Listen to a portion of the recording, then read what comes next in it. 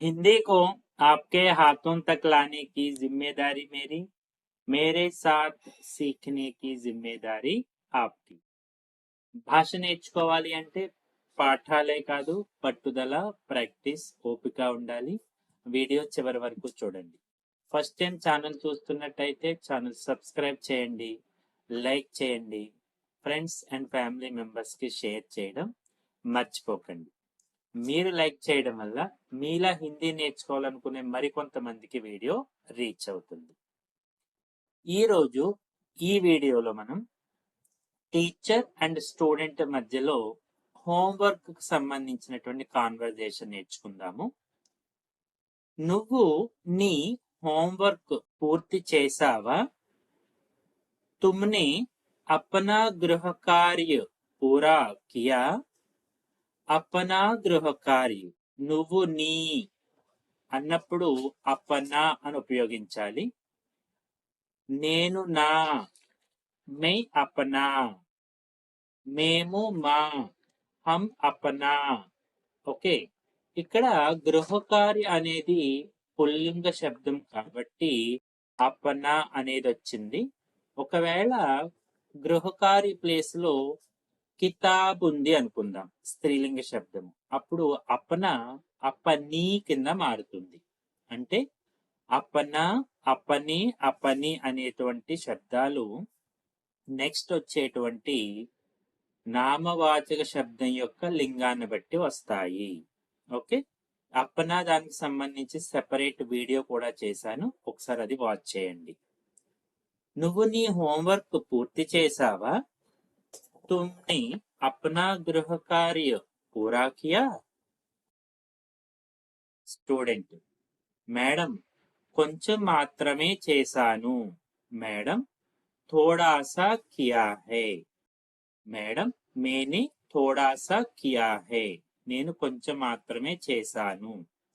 కొంచెము అనే దానికి ఇంకొంచెం స్ట్రాంగ్ గా చెప్పడానికి మనం సా అనేది ఉపయోగిస్తాం. థోడా సా, కొంచెం. కొంచెం మాత్రమే ఎందుకు, పూర్తిగా ఎందుకు చేయలేదు? థోడా క్యూ కియా, పూరా క్యూ నహీ? థోడా క్యూ కియా, పూరా క్యూ నహీ?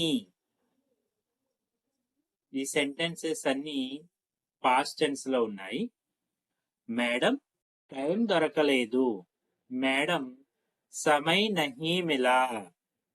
మేడం సమయ్ నహీ మిలా, టైం దొరకలేదు. టైం దొరకలేదా లేక నువ్వు తీసుకోలేదా? యూజువల్లీ టీచర్స్ ఇలానే అడుగుతారు. సమయ్ నహీ మిలా యా తుమ్నే లియా నహీ? సమయ్ నహీ మిలా, సమయ్ అనేది పుల్లింగ శబ్దము, ఇది గతంలో పాస్ట్ టెన్స్ లో ఉంది సెంటెన్స్. సమయ్ నహీ మిలా యా తుమ్నే లియా నహీ, నువ్వు తీసుకోలేదా? నేను ప్రయత్నం చేస్తూ ఉన్నాను. మై కోషిష్ కర్ రహా థా. గతంలో నేను ప్రయత్నం చేస్తూ ఉన్నాను, కానీ అది అర్థం కాకపోయి ఉండవచ్చు. మై కోషిష్ కర్ రహా థా. మై కోషిష్ కర్ రహా హూ అంటే ఏంటి? ప్రెసెంట్ లో నేను ఐ ఆమ్ ట్రయింగ్ అని వస్తుంది, ఇది గతంలో. కర్ రహా థా. ఎంత చేసావో చూపించు. ముజే దిఖాओ జితనా కియా హై. ఓకే, తుమ్నే జితనా కియా హై ముజే దిఖావో అని కూడా చెప్పొచ్చు. ఇక్కడ తుమ్నే అనేది తీసేసామంటే, సో నువ్వు ఎంత చేసావో చూపించు. తుమ్నే జితనా కియా హై ముజే దిఖావో. ఇది చూడండి మేడం. ఏ దేఖియే మేడం, ఏ దేఖియే మేడం. టీచర్ చేతి వ్రాత బాగానే ఉంది, కానీ పని తక్కువగా ఉంది. లిఖావట్ అచ్చి హై పర్ కామ్ థోడా హై. చేతి వ్రాత బాగానే ఉంది, బట్ హోంవర్క్ తక్కువగా ఉంది. లిఖావట్ అచ్చి హై, చేతి వ్రాతని హిందీలో లిఖావట్ అంటాము, ఇది స్త్రీలింగ శబ్దం. నాతో పాటు ఓరల్ చెప్పండి. నేను ఇవాళ పూర్తిగా చేసేస్తాను. మై ఆజ్ పూరా కర్ దూంగా. చేసేస్తాను. కరూంగా అంటే చేస్తాను. కర్ దూంగా చేసేస్తాను. మే ఆజ్ పూరా కర్ దూంగా. నేను ఇవాళ పూర్తిగా చేసేస్తాను. నువ్వు ప్రతిరోజు హోంవర్క్ పూర్తి చేయాలి. तुम्हें रोज होमवर्क पूरा करना चाहिए. तुम्हें रोज होमवर्क पूरा करना चाहिए. పూర్తి చేయాలి. అవును మేడం, నేను జాగ్రత్తగా చేస్తాను. जी मैडम, मैं ध्यान रखूंगा.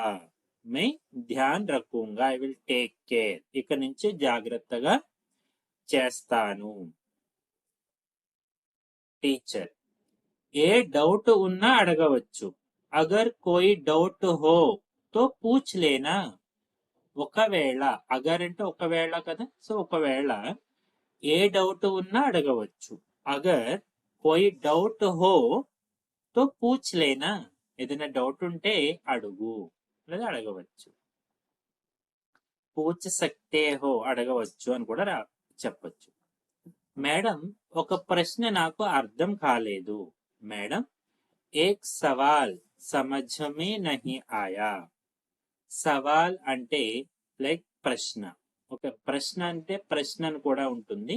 ఓకే, అది సాంస్క్రిట్ ఒరిజినేటెడ్ వర్డ్. సవాల్ అనేది బోల్ చాల్కీ భాష, మాట్లాడుకునే దానికి ఎక్కువగా ఉపయోగించేది. ఏ ప్రశ్న నాకు చెప్పు. కౌన్సా సవాల్ ముజే బతావు. కౌన్సా సవాల్ ముజే బతావు. ఏ ప్రశ్న నాకు చెప్పు. ఇది మేడం. ఏ వాలా మేడం. ఇది మేడం. అది చూపిస్తున్నాడు బాబు. ఏ వాలా మేడం. ఇది మేడం. సరే, ఇది ఇలా చేయాలి. అచ్చా, ఇసే ఐసే కర్నా హై. ఇసే ఐసే కర్నా హై. ఇది ఇలా చేయాలి అని మేడం ఆల్రెడీ చేసి చూపించినటువంటి యాక్షన్ అక్కడ జరిగింది. ఇప్పుడు అర్థమైంది మేడం. అబ్ సమజ్ మే ఆ గయా మేడం. అబ్ సమజ్ మే ఆ గయా మేడం. ఇప్పుడు అర్థమైంది మేడం. చాలా బాగుంది. ఇప్పుడు హోంవర్క్ పూర్తిగా చెయ్యి.